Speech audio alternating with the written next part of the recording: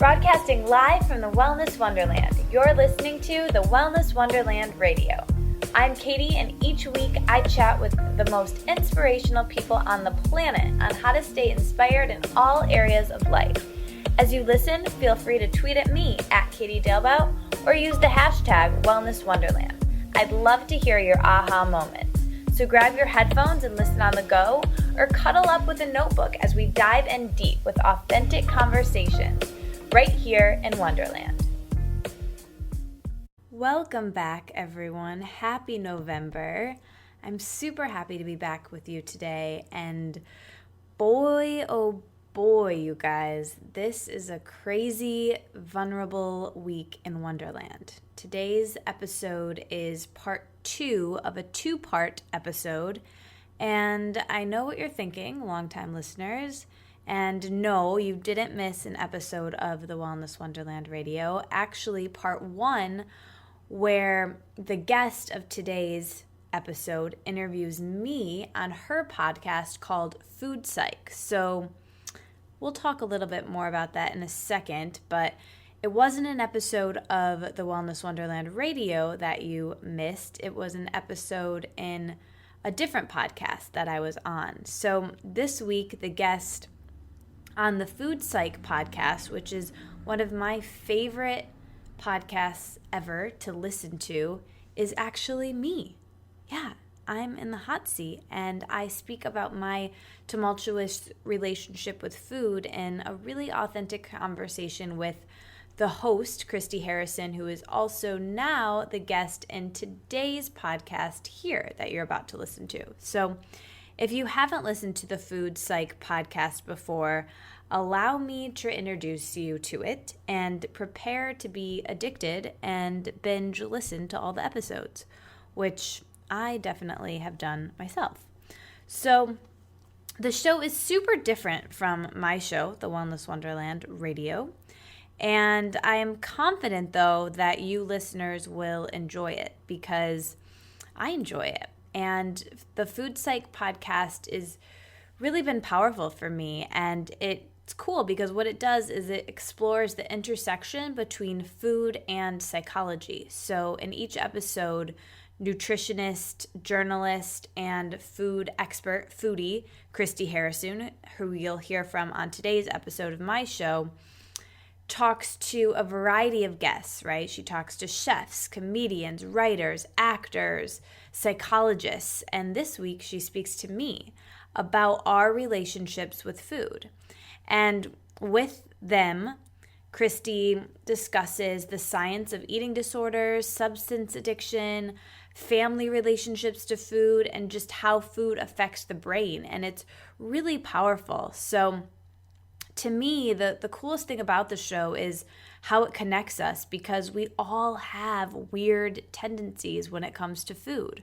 Myself so included, which you'll hear in my episode of her show. But it's also been really healing for me to heal from my eating disorder, because Christy is someone who not only has experienced an eating disorder herself, but has grounded health knowledge as a nutritionist and dietitian, but she's also has this whole other side of things where she's a foodie, right? She's a food journalist, and she's super tapped into the restaurant and food scene in New York and just in general, actually, across the country. And that was a whole new world for me, right? I'd been so stuck in healthy eating for years in my habits that I completely was disconnected from eating for pleasure and the experience of eating out. So listening to this podcast really opened me up to know that there's another way of seeing it. There's another way of doing it beyond high vibe foods, beyond,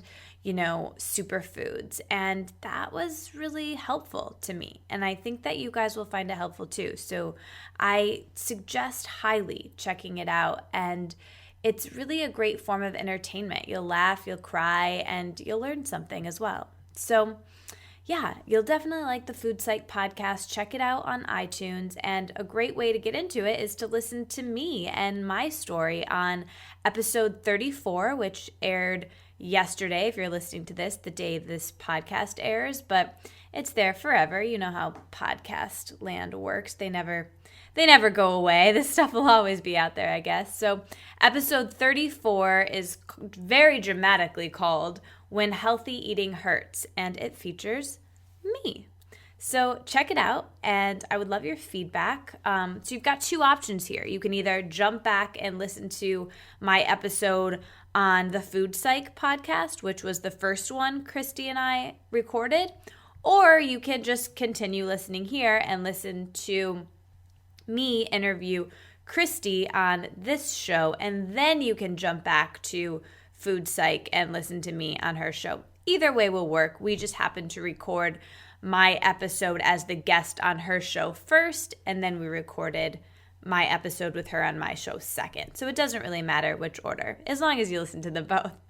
But yeah, you'll love these episodes. It was actually the first time Christy and I ever met. I showed up with chocolate chip cookies that my friend made for me to take on the plane ride with me into her adorable little apartment. And it's not little, it's actually pretty cool sized in Brooklyn. Anyways, we were sitting at her dining room table eating these chocolate chip cookies, and it was really awesome that we were able to record our very first conversations. And then when we both were editing the podcast, we were emailing back and forth saying, God, that was really fun. You know, we got to hang out again. So we've built a friendship, and she's a really, really cool person.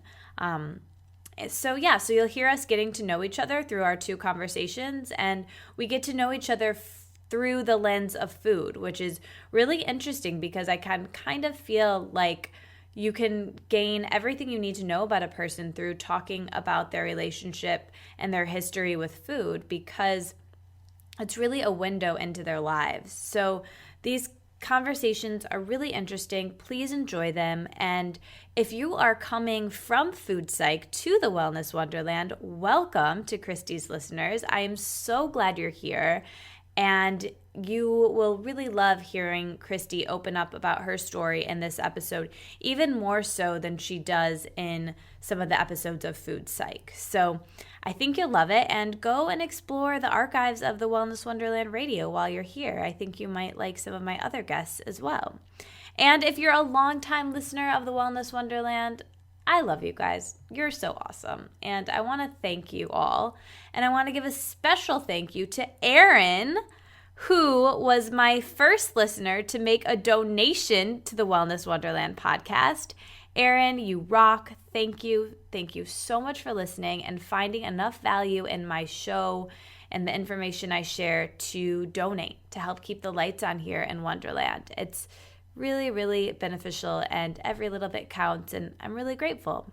So if you too are a listener and you have been listening for a while and want to, help me create more content, go ahead and leave a donation. It's really easy, simple, click through with PayPal. So it will just help me be able to create more content. I want to be able to produce this more, and it takes some effort. So I would love to connect with you online. If you leave a donation, you get different swag for different levels you donate. So if you donate at one certain level, you'll get a shout out on the show like Erin just got, or a tweet from me, or the opportunity to suggest a guest even. And even at some levels, you can get a free Wellness Wonderland Method life coaching session with me. So check out the donate page, and the link to that will be in the show notes. So be sure to check out the show notes to this episode as well.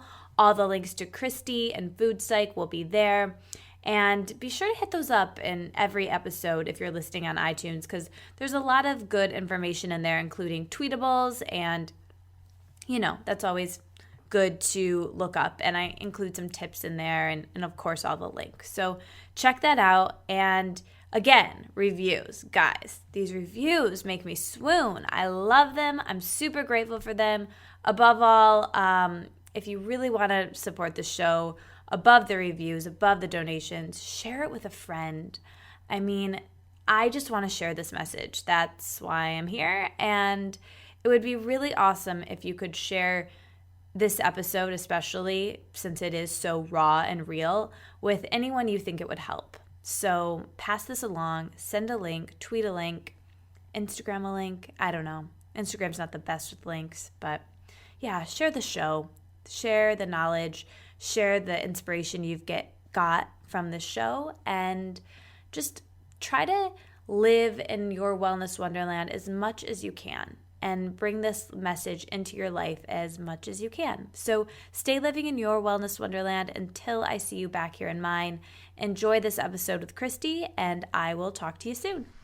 Welcome back to Wellness Wonderland today. I am sitting across the table from a guest this time rather than on Skype. I'm on location in New York City listening. I'm on the set of one of my favorite podcasts to listen to, Food Psych, with the host Christy Harrison, who, in addition to being a podcast host, is also a registered dietitian, nutritionist in private practice specializing in eating disorders, weight management, and chronic disease prevention. She works with clients to improve their relationship to food while improving their health, which I think makes Christy so cool, and also the fact that she has extensive culinary background and this really grounded nutritional knowledge and background as a journalist with more than 10 years of experience in food and nutrition media.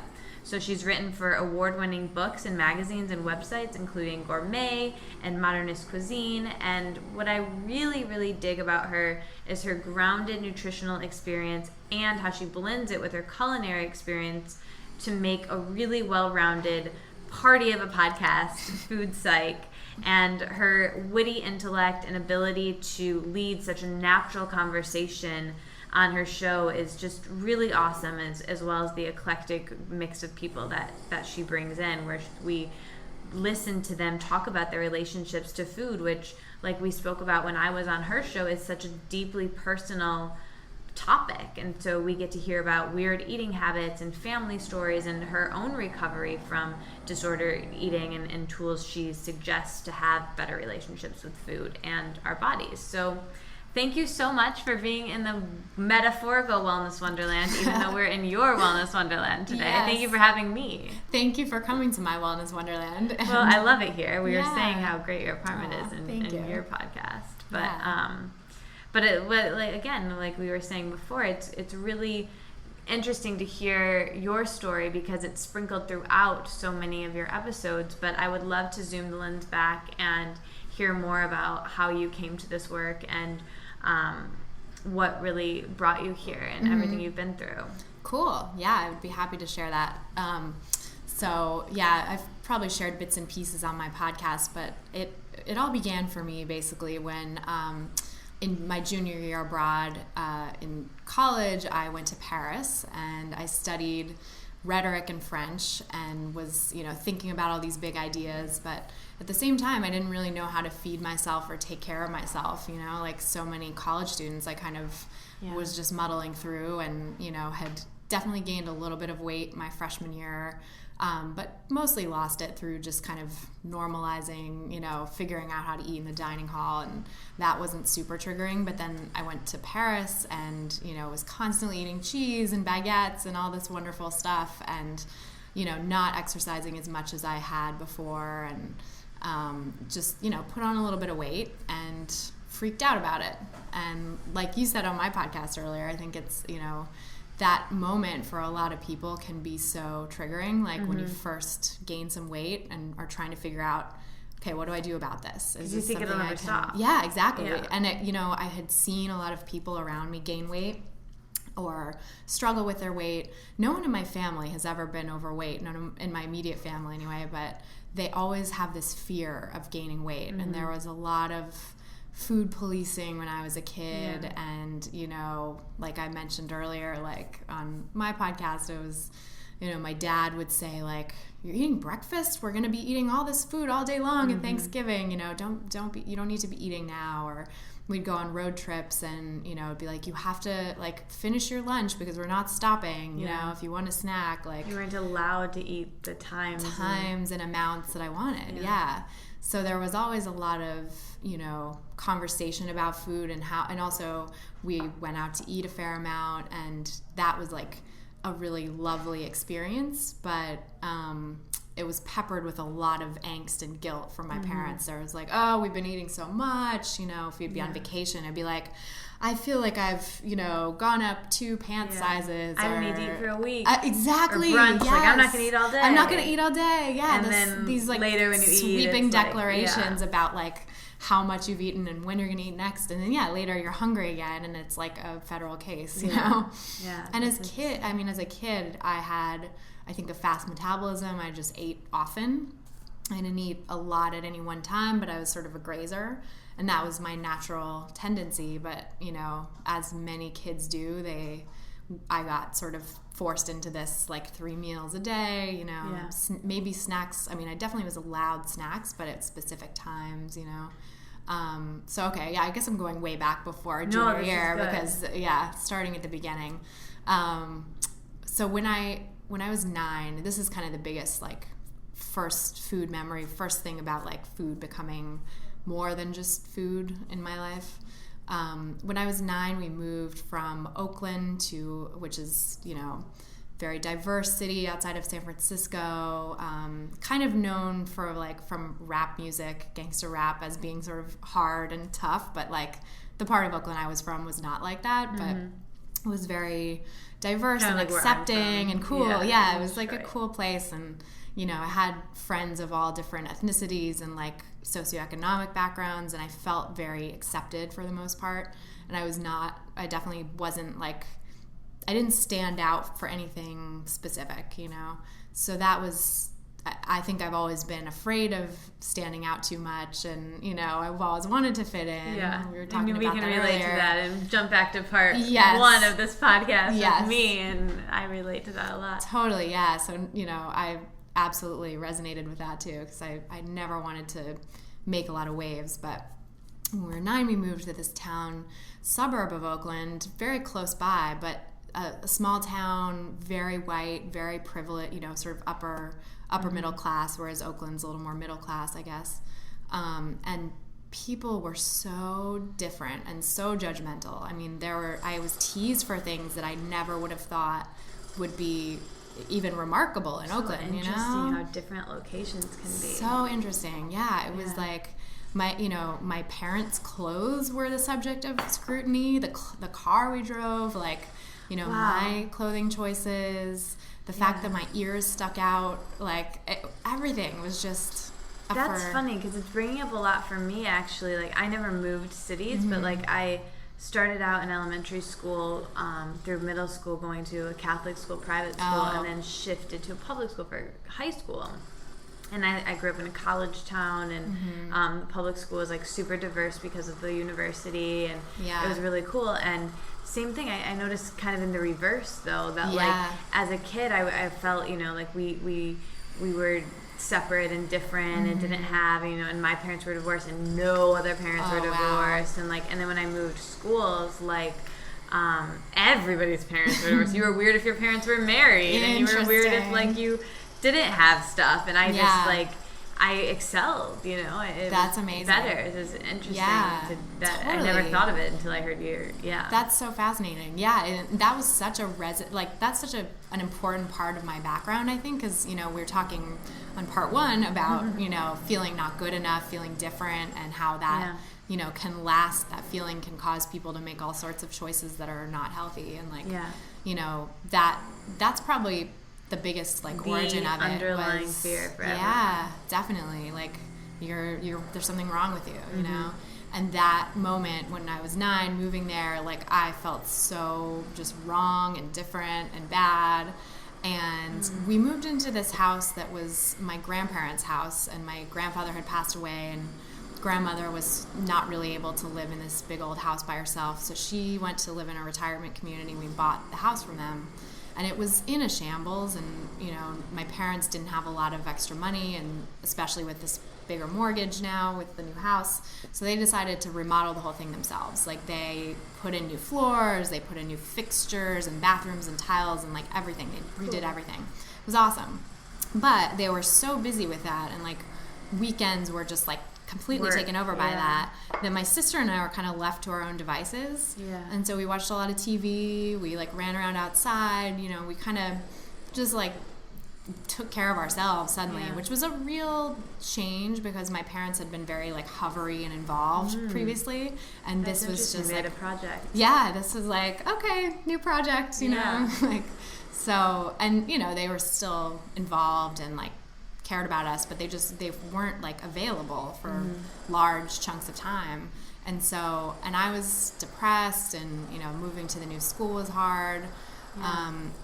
And I don't think anyone really recognized what probably was a depression at the time, but I was like, you know, pretended to be sick all the time so I wouldn't have to go to school. Oh, wow. For like a year I did this, and you know, my mom's a therapist. I mean, she like, I think they missed a little bit there. Yeah. But you know, that was a really hard year for me, and I remember like turning to food for comfort then. It was like I was bored a lot, and that was something I could do to make myself feel better. I remember making these weird concoctions of different things, like carnation instant breakfast with peanut butter, like melted was like my little version of a Reese's peanut butter cup. Oh, man.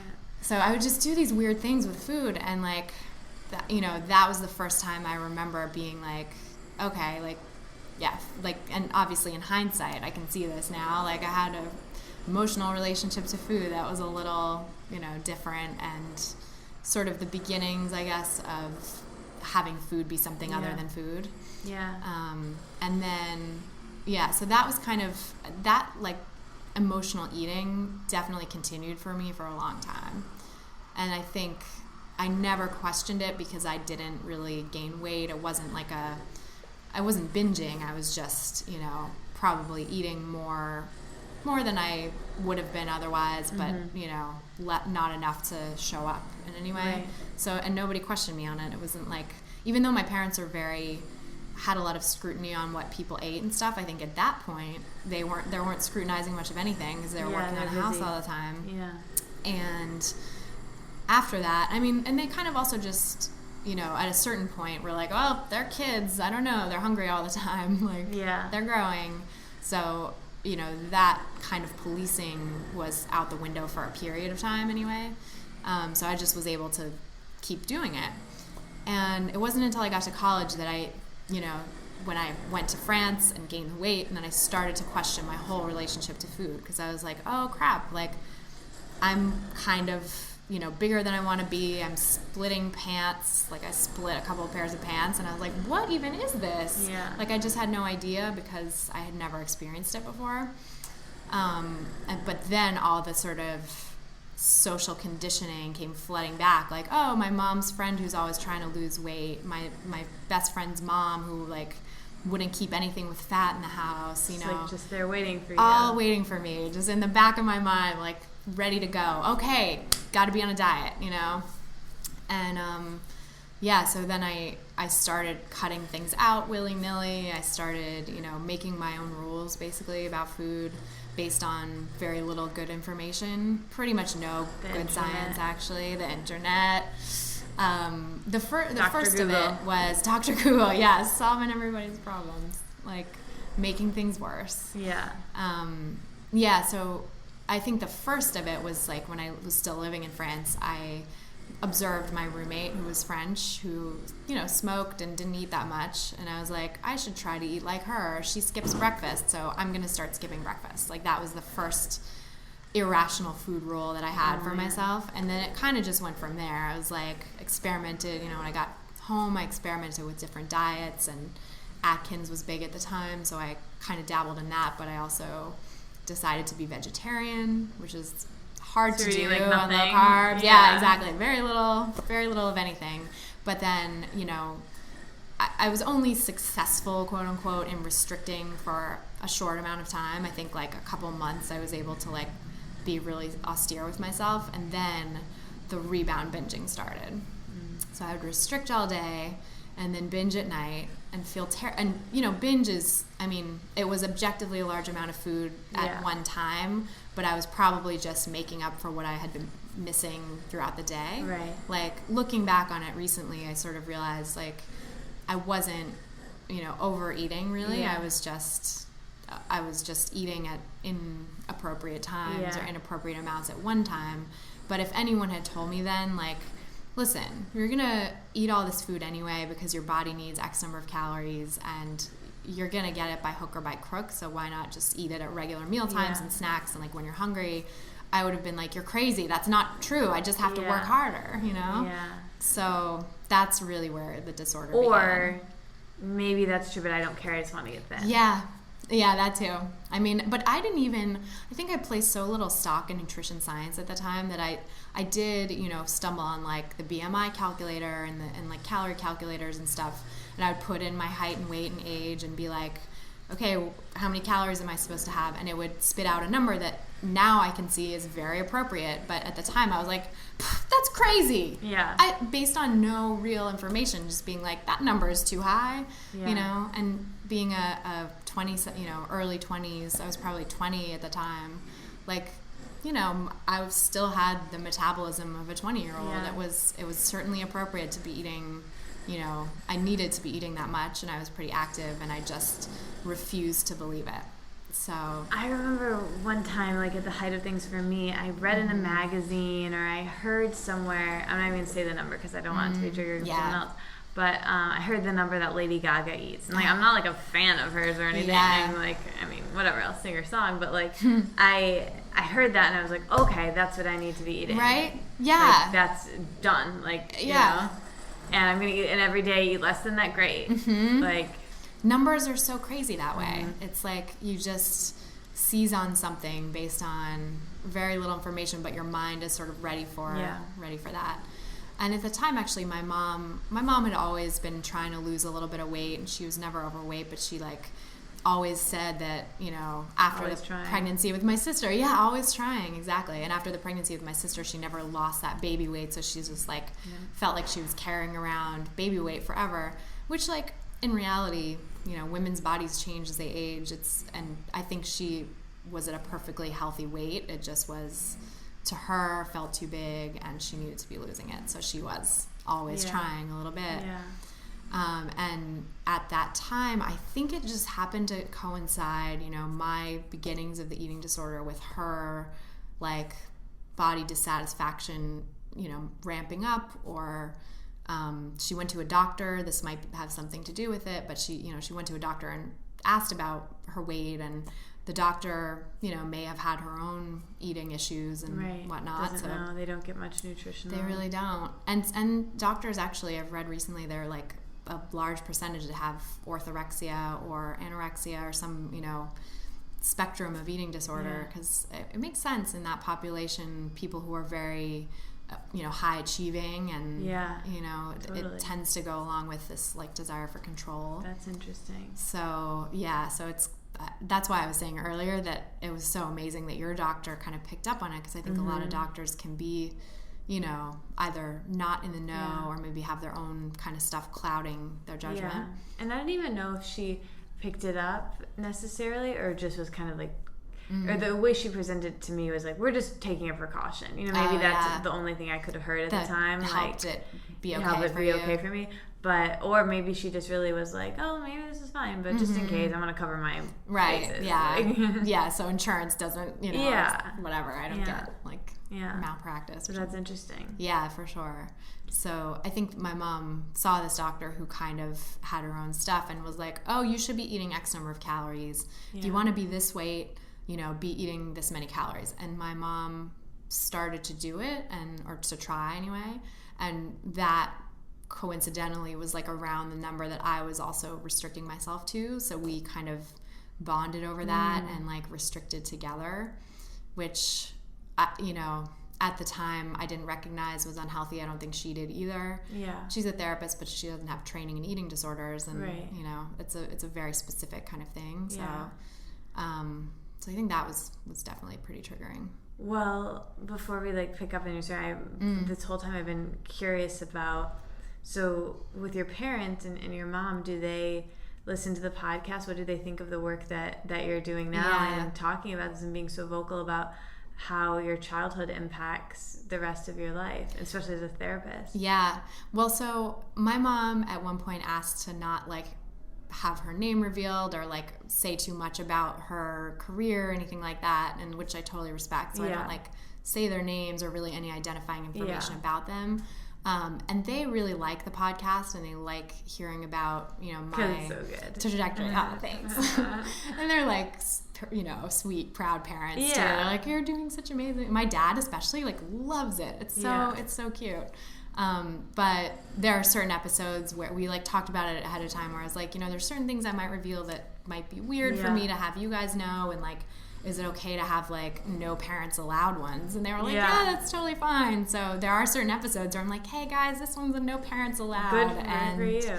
Yeah. They honor that. So I think that's really helpful. But it is weird to me sometimes to like talk so openly about it and know that they're not going to hear it, but maybe like, other people that I don't know as well, or that potentially that they know. Although I've been very cagey about like certain family members, like older family members who, do have the internet, might listen to it if I like specifically sent it to them. I'm just not doing that because I don't want to like put it in front of their face. Like if they happen to stumble on it, that's fine, but that's smart. Yeah. So I don't really know. It's weird. I mean, and I think a lot of like, I'm trying to take a cue from like comedians and stuff who just, share it because it's maybe helpful to someone else, and try to, talk to the family members to like buffer any potential reactions as much as possible, but also to be like, well, this was my experience. I try as much as possible to like keep it to my experience. Right. But if you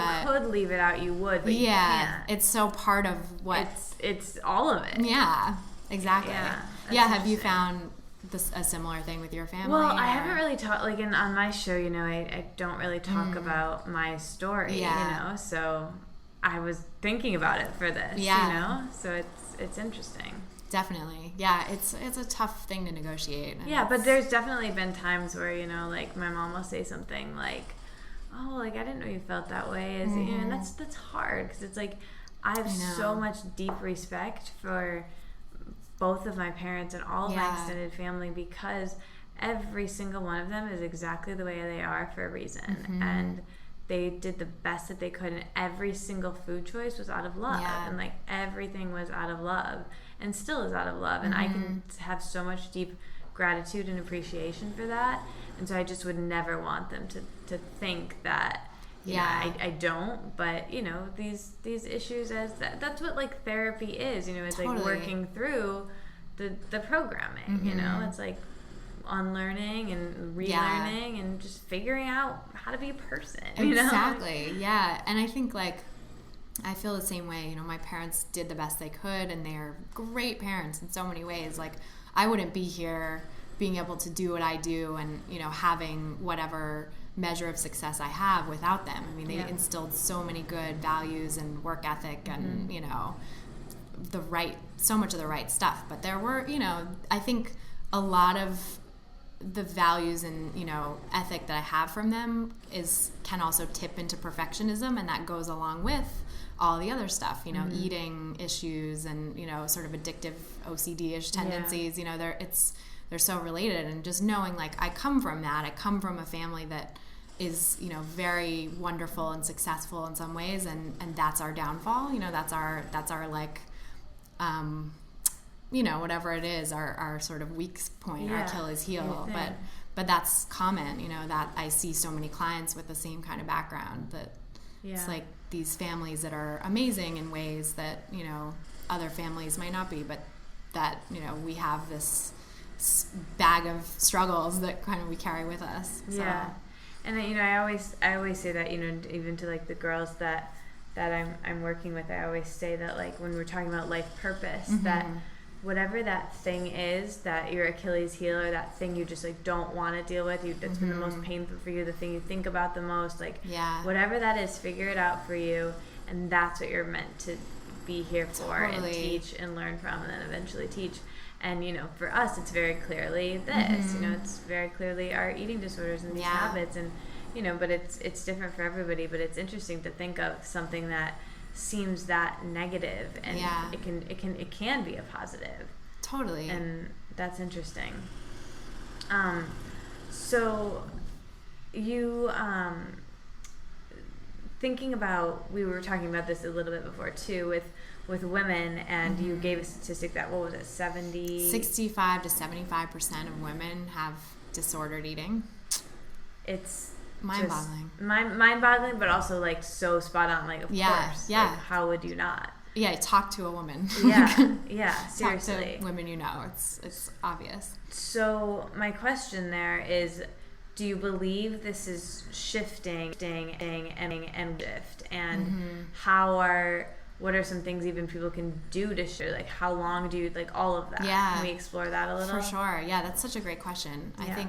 I think it is shifting in the sense that more people are becoming aware of it. You know, like we were talking about earlier, there's all this body confidence and like, you know, health at every size movement has kind of, I think it's jumped a little beyond now. You know, it used to be a really niche kind of esoteric little movement, and now it's sort of jumped a little more into the mainstream. There are, you know, prominent body, you know, health at every size, like speakers, and you know, that message has gotten a little bit into the mainstream discussion about food and body, but there's still so much to do, and there's a lot that I think is maybe potentially setting us back. I was at a conference recently, and one of the speakers was this therapist who'd been working with eating disorders for 30 years, and she was like, I predict that in the next generation, like our next generation of clients is going to be like mostly orthorexia because of all this messaging that people are getting now around healthy food and, you know, the obesity epidemic and, you know, making healthier choices. Like, that's... Or even if it is anorexia, they'll portray it. I mean, that was... Yeah, exactly. It's a fine line. It's a really fine line. I mean... I think she probably meant it as, like, orthorexia, you know, tendencies, however that manifests. Because orthorexia is not, like, a specific DSM category right now. It's, like, one of the other specified eating disorders.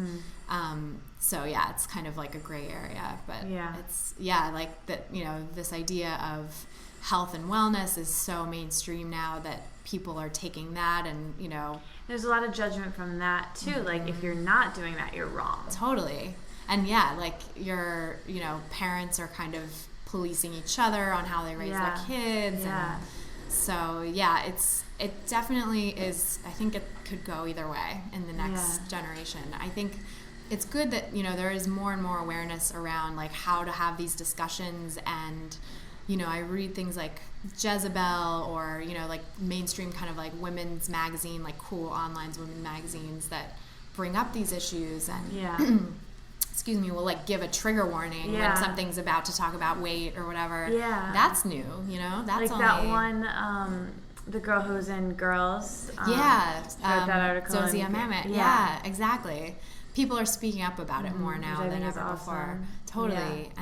And speaking up about it in ways that I think are evolved from the previous generation's way of speaking up. You know, the first generation of eating disorder memoirs was very triggering for a lot of people, and ended up sort of being like how-to manuals for eating disorders. So, like, they would be very specific about calories and weight and this is food what habits.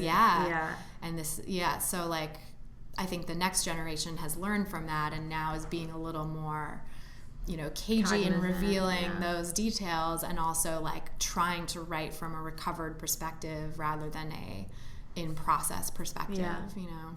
And being honest with the fact that, like, these things still come up. Like, the recovery is kind of a dance. Totally. That's interesting. Like, if I were to be asked that question, I would say probably that, like, bringing pleasure in would be something that would help heal. And I think you're a really great example of that, especially with your show. Just, you know, you always have everyone eat something on the show, and you're eating all different things, and things that are very, very different than probably what you would have eaten at the height of your disorder. For sure. And you have this really, it's cool to hear very, very foodie people talking about restaurant culture and life. And I think for a lot of people, myself included, like, I'm so far removed from that. And maybe it's like the city that I don't live in New York, but also, like, you know, I can tell you where every raw vegan place and all these recipes, but, like, I know nothing when it comes to, like, cool restaurants or cool, you know, and you have the experience there. But do you think that, like, perhaps the whole foodie culture and food television and things like that could maybe work in conjunction with eating disorder healing? And because I've heard a lot of people say that, like, oh, I have this really bad eating disorder, and I think maybe in one of your surveys, and they're like, oh, but then I started dating this guy, and he was a big foodie, and everything was fine. That was actually my story. Oh, yeah. right. And it wasn't everything was fine, but it was that opened my eyes, I think, in such an important way. That's what your podcast has done for me, honestly. Oh, thank you. Yeah. Well, that's amazing to hear because, I do think that was such a huge part of my recovery, and I try to bring like that passion and excitement about food into my work with people and into the podcast because I had never known anyone who was a foodie either. Like I grew up in the Bay Area where there was a hotbed of foodies too, though. Like it was like California cuisine and that kind. It was like healthy, but like done in an interesting way. There was definitely a restaurant culture that I just wasn't aware of or tapped into. Yeah. And then of course I retreated farther and farther from it when I had my eating disorder. Yeah.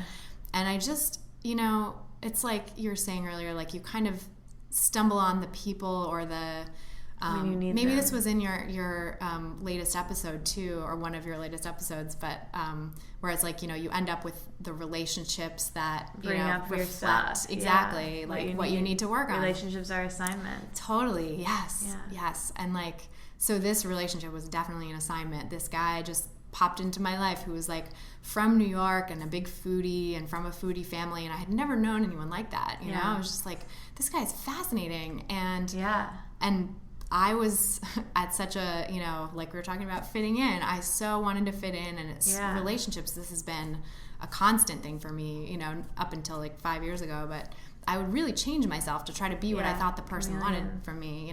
So with him, I was like, okay, he like had this cool foodie girlfriend before, and he did all these food adventures, and I need to be that cool foodie girlfriend now.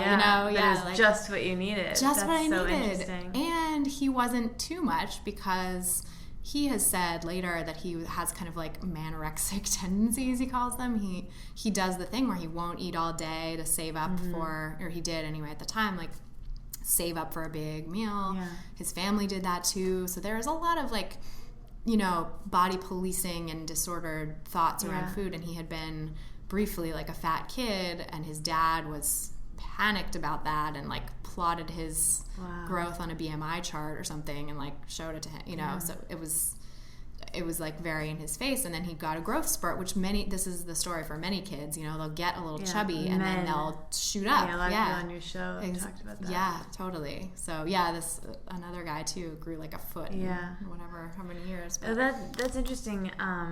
Your story, the bacon wrap dating episode of the podcast did that for me. Like when she was saying like, and everyone, I'll put that in the show notes, but she was saying things like, if someone on that site is a vegan, comes to me like, what are they doing with me? Like, what am I going to do with a vegan? And like, while that was like so funny and the whole episode was so entertaining, but it was like, it blew my mind. It was like, oh my God, people could think I'm like really effed up because of all these like patterns I have, and like I'm never gonna meet anybody. Clean up your stuff, But it was also really good for me to be like, I need to chill out. Like, this is like to life, see that other people might judge that. This is society, and like let's drop into the present moment and exactly. It was so foreign to me that like that would be judged, like, because there was so much of me like, oh, I think it's cool, I eat this way, and I'm like doing the right thing, and the wellness thing, and that, like, and some people appreciate that, but some people don't. And again, like, I don't want to change myself, or there's like a fine line, such a fine line,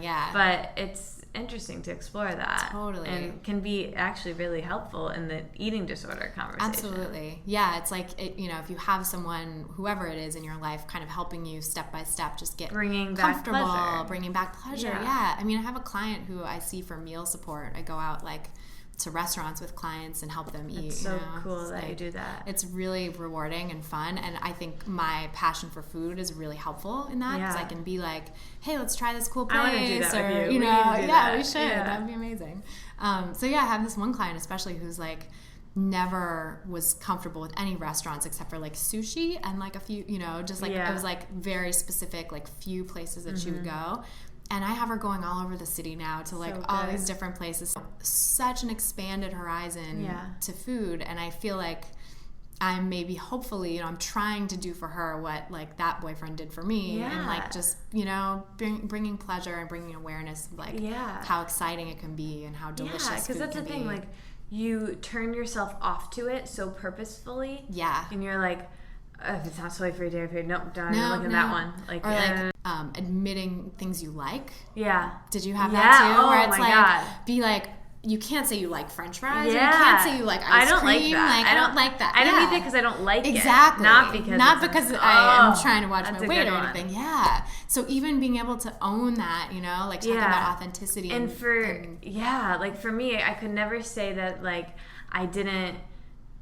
I could say that I would never ever say the weight thing, you know. It was like but it was like, that you were trying to it's the healthy thing. The healthy, like I exactly. want to do this because it isn't healthy, you know. Like I could fall on that crutch, but like I would never want anyone to know I cared about my weight. Right. Like I know. Never. I resonated with that too. Embarrassed of that. Yeah, totally. My goal was I just want to be this like naturally thin person who doesn't have to think about it or eat or effortless. Whatever. Totally. It's so interesting. I know. So what are like some tips that you give your clients on bringing pleasure back in? Like what are some like to kind of takeaways there? I think like one big thing is just mindfulness and starting to notice, you know, even if it brings up anxiety, okay, notice that, but you know, what are the flavors of this food? What do you like and not like about this? You know, do you like the texture? And obviously try to focus less on what you don't like, but you know, if there's something that you're enjoying, like, you know, hone in on that. What do you like about it? Like just exactly start to notice exactly what's happening in the moment that you're eating, and you know, it's that sort of strategy I think is really helpful for people who are a little further along sometimes in recovery. I think in the very beginning stages it can be too triggering to even think about it, and sometimes you know, in the really early stages you just have to distract, because you have to eat your food, and you know that, you know, in the beginning stages, so you have to sort of figure out how to do that in a way that minimizes anxiety. Way more food than you're comfortable with at that point. Exactly. So then, you know, in meal support, I do this a lot too, like just kind of having a fun conversation about something else, getting the person excited about, you know, other things in their life, or talking about a TV show they like, or, you know, hobby they have or whatever. Just like get them to eat while talking, and used to that process of like socializing around food, you know? And relearning and bringing pleasure to the experience that way, because for some people it's such a fight, you know, to even get out to a restaurant, and they'll feel, you know, like you said, you felt this need to like eat first and have control, and if it's not sugar-free, whatever, you know, like you're worried about it. So trying to just sit down and do it with, you know, someone you care about who you can talk to about other things, and then slowly opening up to like the flavors, you know, the things that you like about the atmosphere, the tablescape, you know, like that's what I've come to now. It's like I want to like the restaurant experience for the activity of going out to eat, not just the food. Totally. And that's a place of real healing, you know. That's important. So you ask a question on the survey you have on your site, which is really cool. If you're happy with your current body, and I was wondering how you would answer that for yourself, and any tools that you have for accepting your body or helping your clients do the same. Totally. Oh, it's been such a process, and like I've had, you know, I think most women in our society are conditioned to judge our bodies all the time. So triggered to do so. Totally. And I think I've built a wall against that a little bit, like a healthy wall, where I just, anytime those thoughts come up now, I think about all the reasons I love my body, what, you know, what it does for me, that the fact that I can, you know, do yoga and just walk around the city and like get where I need to go, you know, it does a lot. And also that, you know, when I was never really happy with my body, even when I was in my restrictive place, because I always wanted to be thinner. Right. But, you know, if I ever have moments of being like, oh, I wish I could lose a little weight or whatever, be like, nope, actually, remember how miserable you were then, and you didn't like your body anymore anyway, really so what's the point? Yeah. And then I had a real, about a year ago, I had a moment of really putting that to the test, because I went through a breakup. When I go through a breakup, I'll be very depressed for a couple of days or a week or whatever it is, and I will not be hungry. And I often don't eat enough food during that time, and I'll like lose a little bit of weight, and you know, in my less recovered times I'll be like, yay, breakup diet, you know. And this time I was like, oh, I don't like the way my body looks now. Like I actually, you know, however many pounds I've lost, I didn't really keep track, but I was like, I definitely lost like a somewhat significant amount that I could tell my clothes were hanging differently and I looked different, and I just was like, no, this doesn't work for me. Like I need those curves. I need, you know, where I'm at the healthy place is like a good, I actually like the way it looks, and you know, that's not good for you.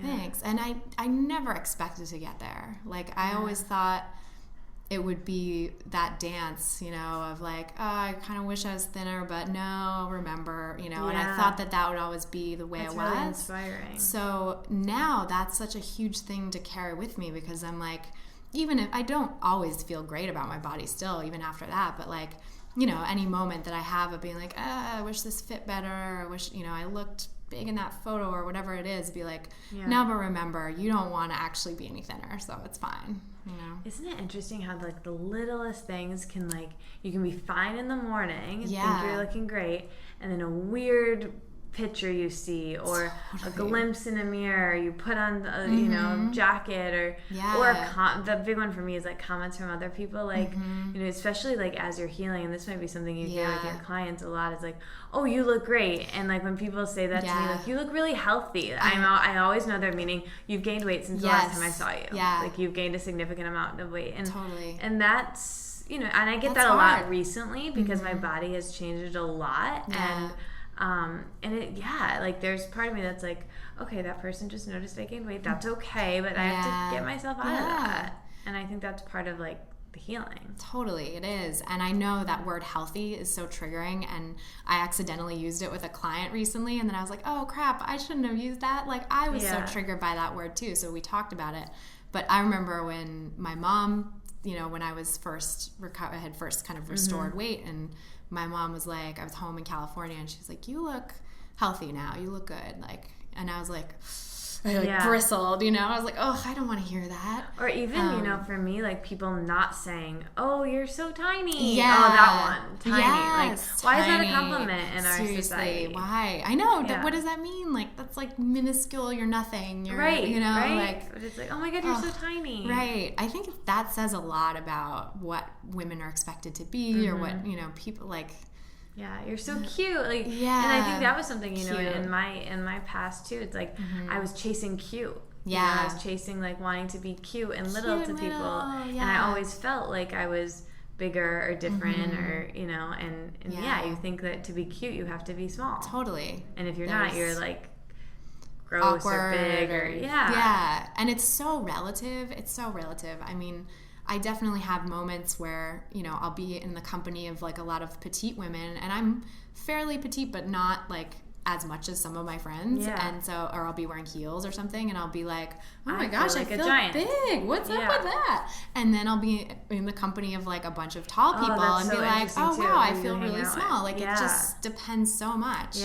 And that's, you know, that's a part that I'm still like figuring out how much of that is, you know, healthy to even notice or be aware. It comes up a lot in relationships, because I do like to date guys who are like significantly larger than me, and like that maybe is not coming from the healthiest place, but also you can't change what you're attracted to. And it's like if you like people to be taller than you, like people to be taller than you. Totally. And height is like almost something that like we can kind of use as a, because it's not, has nothing to do with food or with body.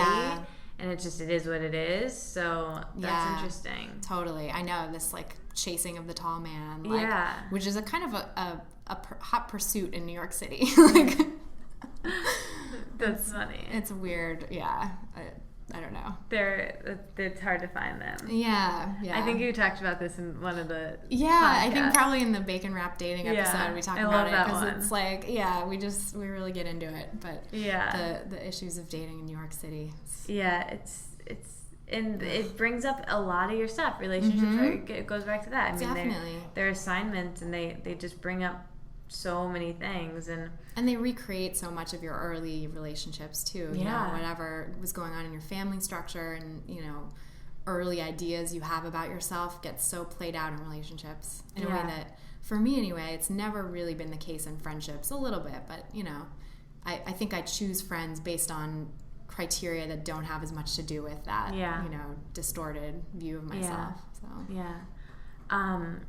So something else I wanted to ask you, like in regards to eating disorders, and they say that they have the highest relapse rate of like any disorder, right? Any mental illness. So what does that even mean, right? Like what does relapse when it comes? That's something I've been curious on. Like, am I relapsing if I'm like having a weird thought about my body, or is it like what does that act? What's that actual criteria? I know. It's really complicated, and there are a lot of debates around what constitutes relapse, what constitutes recovery, full recovery versus recovering. So, I mean, in my opinion, having a thought does not mean you're relapsing. Having a thought is like, those are sort of residual things that are going to kick around for a while. Yeah. And that, that means you still need to work on, strengthening other reactions or, other healthy coping skills, but it doesn't mean that you're relapsing. Relapsing, I really think is acting on those thoughts and changing your behaviors based on what you think about yourself.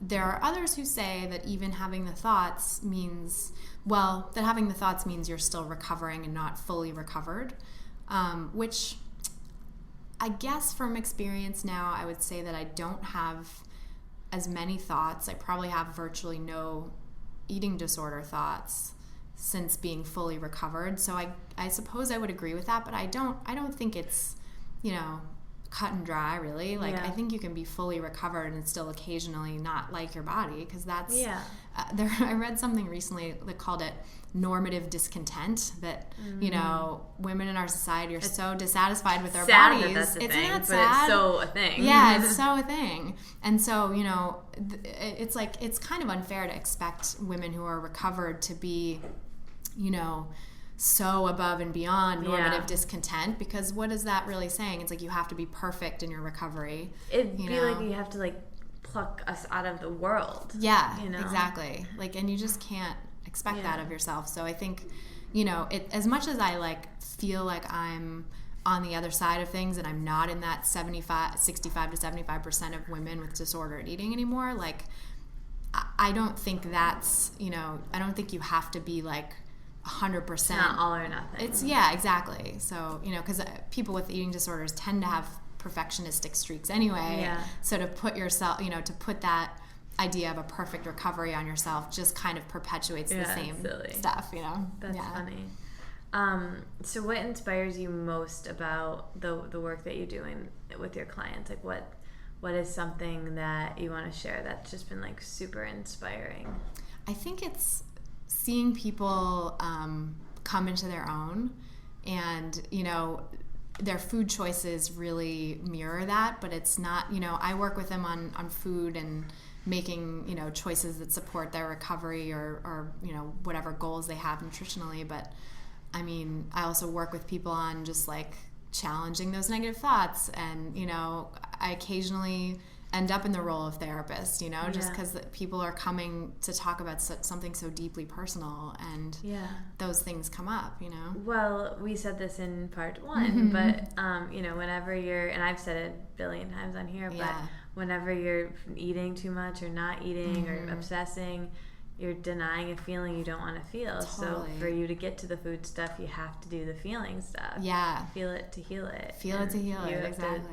You have to be the one to get that from people. Yeah. So that's interesting. Exactly. So teaching people how to tap into their feelings and use their voice. And I do a lot of like validating too, because I think one thing that was so healing for me in my recovery was the idea of acceptance.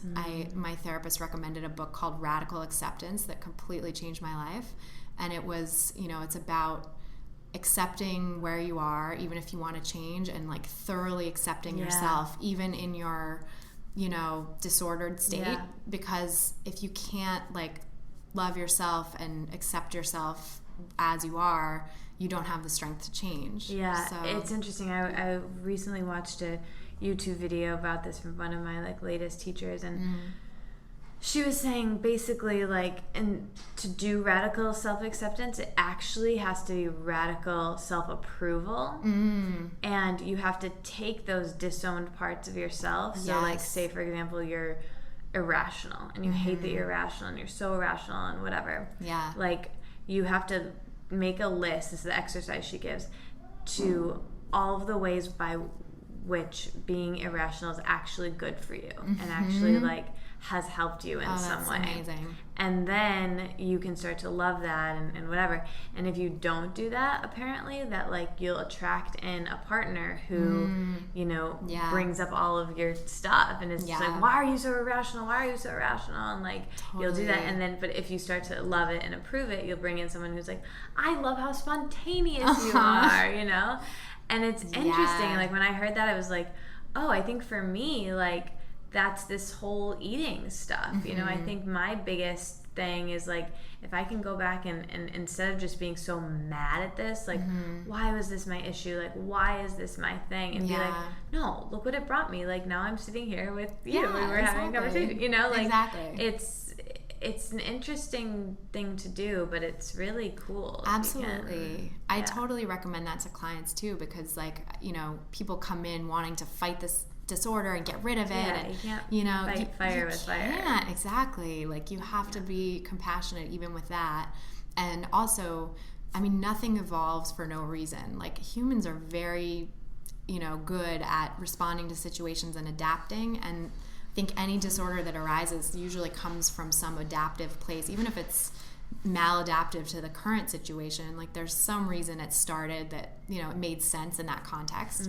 So can you figure out what context it arose in that it made sense, why that would trigger you, what your own needs were that weren't being met by your current situation, and why you started to choose the eating disorder to meet those needs. Maybe, you know, there's something under that. Like, the eating disorder is that disowned part, you know, that it's acting out and it wants something from you, but what does it want? It's just a symptom. Exactly. And it wants love, or it wants acceptance, or, you know, these very basic human emotions. That like, those are okay, and you know, give it that, and you don't have to act it out through food. Yeah, this is so deep and juicy. I love this conversation. Yes. Okay, so now I want to get personal with you and ask my signature questions. So I love this question because it really gives us a glimpse of like who you are. So can you walk us through some morning routines and some of the specifics of how you start your day and how it impacts the rest of how your day goes? Yeah, totally. So I thought about this a couple years ago because I was working in a job for the city that I was supposed to be in at a certain time in a window, and I would always like leave it till the last minute, and I'd be doing like all these things in the morning.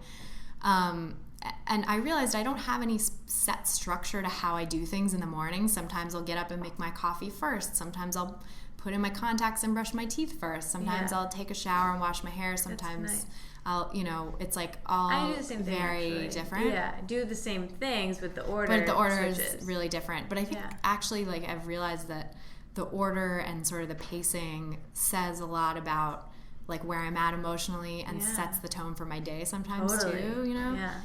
So if I'm like, you know, feeling sort of sluggish or whatever, I'll definitely go in to get coffee first, and I'll often eat breakfast and just kind of like zombily look at my phone and really ease in. And now that I'm working for myself, I feel like it's nice because I can do that. I can build time in if I don't have a client like right, you know, at the beginning of the day. So I'll like usually have coffee and like, you know, peanut butter and banana or cereal or something for breakfast, and then I'll like take a shower, do my hair, do my makeup, get dressed. And getting dressed, we were talking about clothes on part one, and it makes the biggest difference. Such a big difference. And I think one thing that like has come up for me in recovery is like, I'm just comfortable having like kind of a uniform or something that's easy to grab and put on. Decisions in general really stress me out. I wonder if that has to do with eating disorders, because like it affects me with food a lot. You know, like if if I've just gone to the store or I have a lot of choice and it flips me out. Totally. Same with clothes. Like, if I like to have like a couple things that like I wore out last week and I know like I felt good that day so I can wear that again. Exactly. Like, just like test an outfit and then reapply it in a similar situation. Yeah, like you're packing kind of. Yeah, you know? totally. Like, it just, exactly. Yeah. So now I have a dress that's like, this is my first date dress. Yes, like I have, you know, clothes and I'm like, this is my weekend outfit. Yeah, you just gotta hope you don't have the same people. Yeah, exactly. Well, that's why I'm like, I only wear on our first date, and then the second date is a different dress. So it's, you know. That's and I have a couple of the same dresses in different colors or prints, you know, and a few things that I'm like, I often do like a dress and a jacket or a dress and a sweater in the summer, and then in the winter it's like a couple pairs of jeans or pants and, you know, a few styles of shirt that I have in different colors or makes or whatever, and a blazer, you know. I found recently, like, not recently, well, I guess, whenever I find something that like fits and I like it, I want 10 of them in like 8 colors. I think that's so smart. Yeah. I mean, it is hard to find like stuff you like. Especially pants, I think. Yeah, pants are really challenging for everyone. Yeah. I think. Yeah. So I find for me, it's easier to dress in the summer because you can just like throw on a dress. It's easier. There's less clothing layers to think about. Yeah, exactly. Yeah, winter's hard, having to mix and match. And I'm always cold, which actually is very challenging in the summer because you have to wear like a completely different outfit in the for the air conditioning and the inside. And, definitely. It can just be totally. Sometimes it's so cold inside. I know. It's like rough. Yeah. Okay, cool. So on the other end of that coin, then for your evening routines, what are some things you do to wind down and like especially working for yourself and working from home? Like, how do you turn it off, especially with the work that you do? Yeah. How do you kind of take time for yourself? You know, that's a challenge. I mean, that's definitely something that I'm still figuring out because I think it would be helpful to have more of a routine around it now, and I don't necessarily have that. But usually what ends up happening is like I'll have plans for dinner either with a client or with a friend, and so that's like the set end of my day. That's just like I'm going to stop working then, and I don't do any work after dinner unless it's like a really urgent email or, you know, I'm behind on deadline or something. But you know, I don't let myself just work 24/7. Good. I think that would be, and I've done that. I had a period of life, you know, like when I first moved to New York where I thought I had to be hustling all the time, and so I was, and I chose jobs that require that of me, and I, you know, almost burned out. I think I was pretty much on the verge of burnout by like 26. So I really had to take a time out and like figure it out. So now, I'll do, you know, dinner out or dinner in, but I'll be like, I stop to make it, you know. I think dinner is a good, like, a lot of people use that as, I mean, it's normal to use that as like the end of the day. Yeah. And to put a cap on it and to relax. But I found that like I didn't used to do that, and in college everything's kind of convoluted, but like I really need an evening. Like I need to give myself like, and I use dinner to relax. And I think for me also I had to like a little bit take all of, like I need to not just use dinner to relax, you know? Like I need to like, there needs to be other things to relax. Exactly. Yeah, and that's why I like what you said about like not doing anything after dinner either, because you'll just want to prolong dinner to not have to do stuff. Exactly. Avoid the rest of your responsibilities. Procrastinate. Exactly. Procrastinate. Yeah, so I definitely like often, you know, watch TV after dinner, sometimes during dinner, which, you know, some people have a hard time with regulating and stuff, but I'm okay with that. I don't recommend it to everyone, certainly, but you know, if I'm like just feeling like vegging, I'll just watch you know, something fun, comedy show. Like, it's okay. Yeah, exactly. It's totally okay. Yeah. It doesn't, you know, if it's a problem for certain people, you know, maybe they can take that out for a while, but I think there's like too much judgment on, you know, mindful eating I think is a really useful tool, but I think just be careful not to turn it into a tool for self-judgment, like, oh, I didn't eat that mindfully, so now there's something wrong with me. I'm still holding my fork. Exactly. Like, just be kind to yourself, you know. I chewed that 47 times, not 50. Right, exactly. So many ways to get perfectionistic about, even mindfulness. And I've been there. And then it goes back. It's like the hunger and fullness diet, too. Totally. Like sometimes you're going to eat when you're not hungry. Normal eaters eat too much sometimes. Exactly. Yeah, that rules of normal eating. That Ellen Satter. It's so amazing. That was so liberating when I read that. And I was actually, fully recovered, but still had some like questions about my own relationship to food when I read that. And then I was like, oh, I'm fine. I'm actually, when I first started my podcast, I was like, I did a little intro talking about myself and who I was, and nutritionist, journalist, whatever. And I was like, and, I probably will always have a difficult relationship to food. Maybe, I'll always be like something of a troubled eater. So I said something along those lines. And then, a few months later, when I came across that quote, it was like a veil was lifted. And then I did a follow-up episode where I like talked about that. And I was like, no, actually, like, just because I, maybe eat too much sometimes or emotionally eat, once in a blue moon or whatever, like, who cares? It's fine, Yeah, Isabel Paxton Duke read that quote on her the first time she was on the show, and it's powerful because it's like, oh my gosh, I am normal. Yeah, like,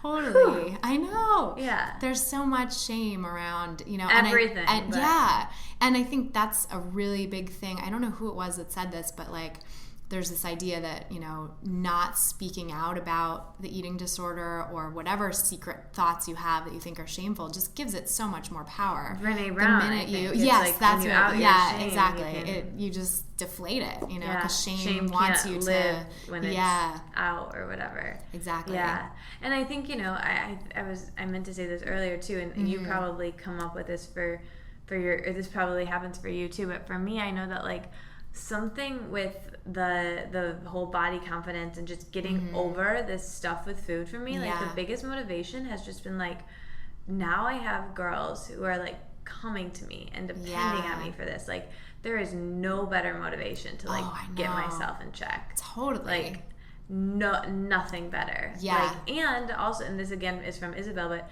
she says like, get mad about the fact that like society is really effed up. Totally. Like use that as be like, no, I'm gonna take a stand and like I'm in this body at this time. Yeah. And no, like this is not okay. This is who I am, and I'm gonna feed myself appropriately when I'm hungry. And like every time you fall back into it, you're like saying yes to thin privilege and to just crazy stuff. Absolutely, which is so helpful. I think getting like political about it has really been motivating for me too. Yeah, exactly. Talking about it. Totally. And for me, like till very recent, well, not that recently now, but like for a long time, I never wanted to say the ED word. It's not. Yeah. I know. Like I didn't have one. Like I used to be really healthy and like, whatever. Maybe too healthy, but But it's fine. Like forever. You're just and it even when like I wasn't in denial, like I knew I had it, I just didn't want to talk about it or tell anyone. Totally. Like why would I ever do that? No. And I think people probably look at, probably both of us, the work we do, and like, why are you like still talking about that? Right. Like what? But it's like, because thank God we are. Seriously. But I mean, that's interesting. I don't know. Like no one said that to me, but probably. Well, have you ever read Carolyn Costin? She is wonderful. She's a therapist, and she founded Montanito treatment centers, which are based in California but now nationwide, and I think they're opening one in Australia. She's so inspiring because she was like one of the first people, I think, to work in the field who said she was recovered, who was out about it. And, she was like very young when she started. And I think you would really like it. She has a book called The 8 Keys to Recovery from Eating Disorders that's really helpful for a lot of people. Yeah.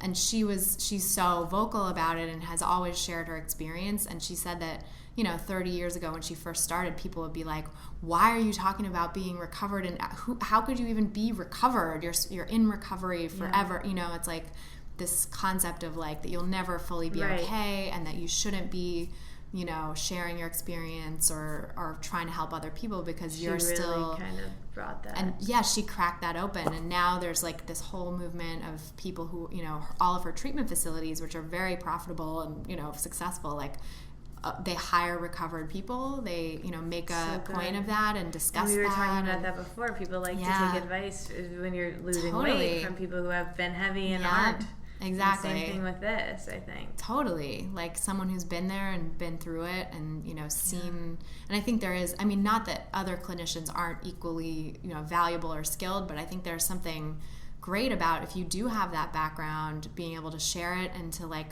look into someone else's eating disorder and be like, I kind of know where you're coming from, and I've had thoughts like that too. And here's how I got by. Or that, not even kind of like like sometimes you're like, oh yeah, that one. Yeah. Totally. Yeah, like and you know what to say to them. Like I do this a lot with the girls that I coach and mentor, and I'll say like, I know what you're thinking right now. Yeah. I know you don't want to hear this, and I know you're thinking, I don't want to hear that, I just want to get thin. Or like, I can get into their mind because I am them. Yes, exactly. And we can connect. And then they're like, oh, she sees me. Yeah. Like, exactly. whoa. Yeah. I know. And that's interesting. It's really valuable.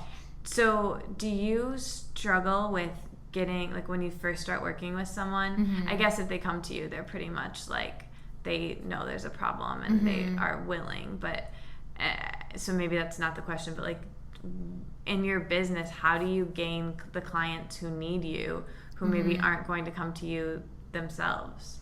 I think, I get referrals, so that's definitely one way. And then do you reach out and then? Yeah, well, so like it'll be oftentimes like treatment facilities in the city will have someone who's like stepping out of treatment, who's gone through the program and like needs continuing care as an outpatient.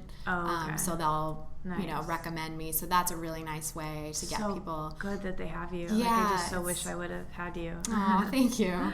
Yeah, I think it can be hard to connect with someone who really who specializes in eating disorders in your area. Yeah, and who has, again, like I keep complimenting you, but not even just the background, but the whole food side of it. I feel like that's super rare. The foodie side of it and what you do with restaurants. I've never heard of. Are there more people that do that? There's some, but it is a small subset. Like, definitely. I work for, I consult for an organization that does that. So that's how I started doing the restaurant stuff. Like, that's not my own. I don't even know if I would have known how to start doing that just on my own, but this organization is set up for that. They cool. I just thought clients you made it up, sort of like, it's called meal support, and people do it. A lot of treatment facilities do it as a part of their programs, but then there was no one really outside of programs doing it. So this, I think it's one of the first organizations specifically devoted to it. It's called Clinical Recovery Specialists. Nice.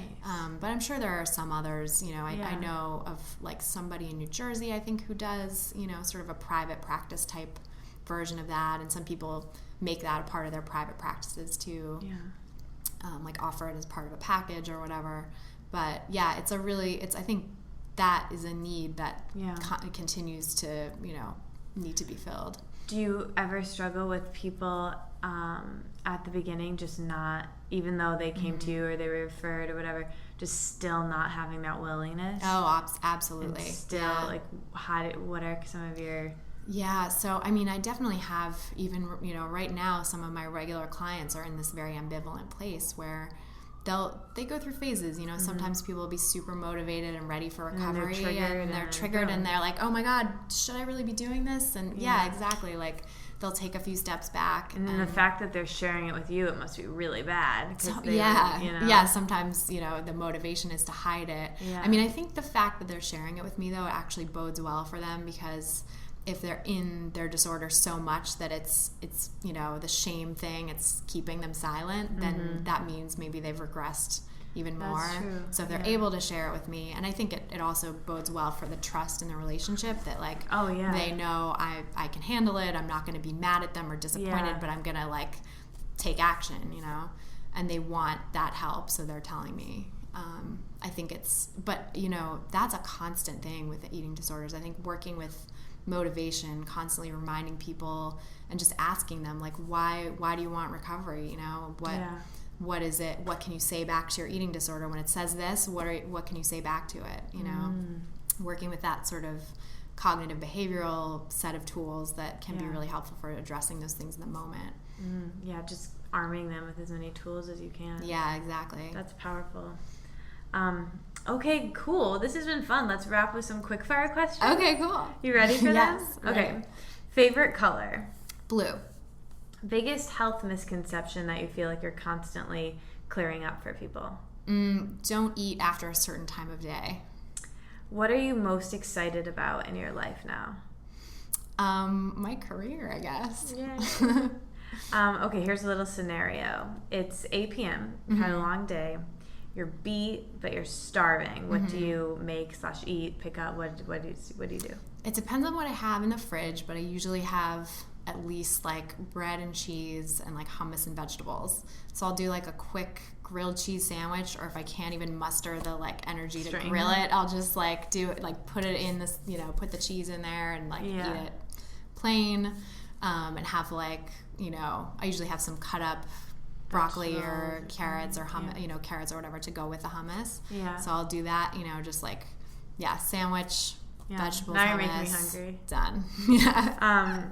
Okay, what is you've kind of mentioned this before, your go-to staple breakfast?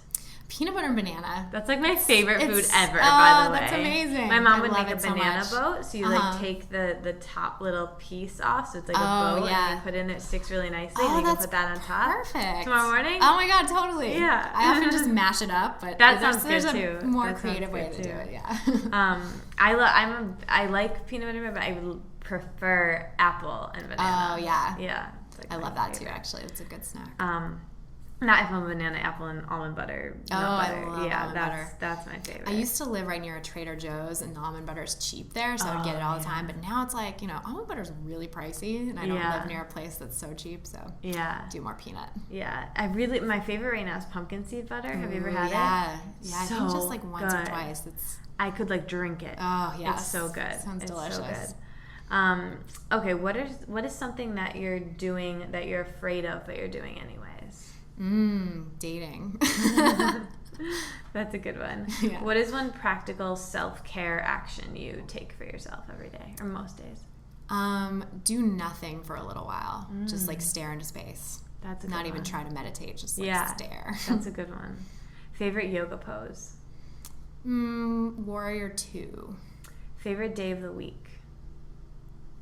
Interesting. Thursday. Oh, it's today. Favorite hour of the day? Probably 7 p.m. dinner time. Favorite vegetable? Broccoli. Favorite fruit? Nectarine. Favorite way to relax? Yoga.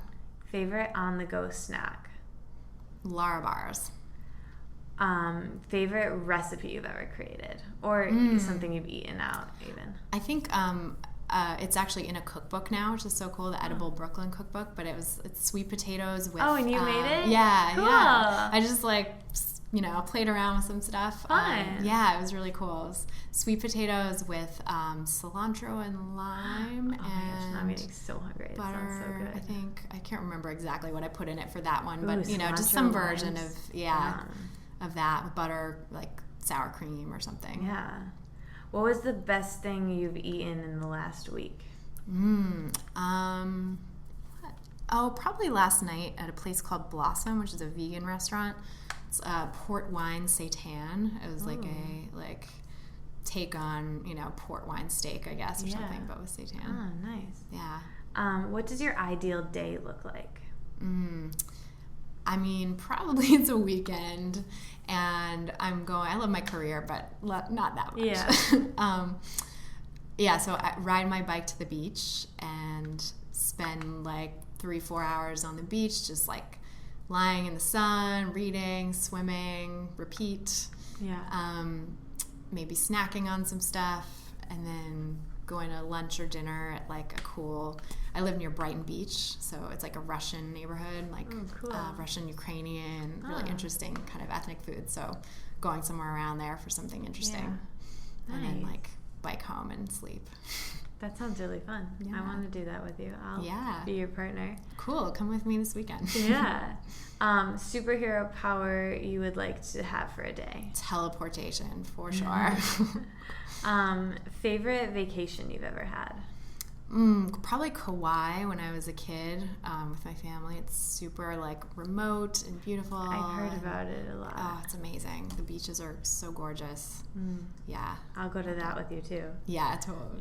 What's one food you could eat every day and never get sick of?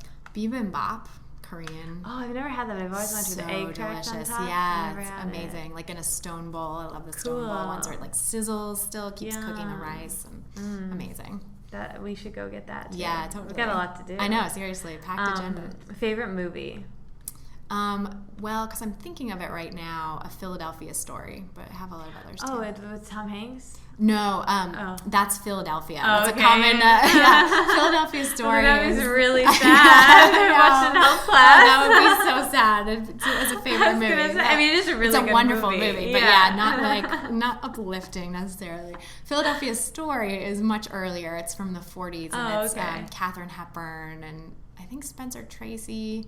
I actually haven't watched it in a while, but I was talking about it with someone recently, so it made me want to rewatch it. It's very cute, like about journalists and love. Oh, so. I tell you, so many romantic comedies are journalists. Yeah, isn't that weird? Yeah, I remember like thinking, I studied journalism. Oh, cool, too. Yeah. What is your favorite book? I mean, right now, probably Daring Greatly by Brene Brown. So good. Can't get enough of her. Yeah, love that. Favorite song? Zebra by Beach House. That's I love. Yeah, I have their. I love to listen to vinyl, and I love their album. And it came with a poster, which was my god, cool. When they come with a poster. Now that makes me want to get a record player. Oh, you so should. I used to have one in high school, but you back oh my god, it'd be so fun. It's an expensive hobby, though. It is, yeah. Definitely. Okay, final question. So, as you know, the name of this blog and podcast is the Wellness Wonderland. So when I offer that term to you, to live in a wellness wonderland, what comes up? What does that mean to you?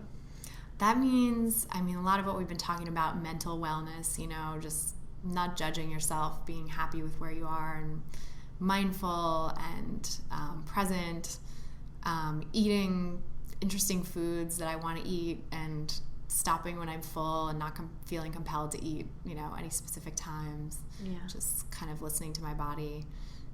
The beach really comes up a lot for me, but I think, you know, something with like swimming and sun and, you know, just like outdoor relaxation would be a big part of it. My wellness wonderland is definitely on a beach. Yeah, mine too. Mine too. That's awesome. Well, this has been so fun. Thank you so much. Yeah, thank you so much. It's been delightful. Thanks for listening. You made it all the way to the end. I'll be back next week, but until then, let's stay inspired and keep this conversation going. So tweet at me at Katie Dalebout and our guest with your aha moments from this conversation. And like the Wellness Wonderland on Facebook, so we can all hang out there and discuss how inspired we are and how we'll apply it in our daily lives. And never miss another episode or post from me by signing up for email updates on thewellnesswonderland.com. See you back in Wonderland.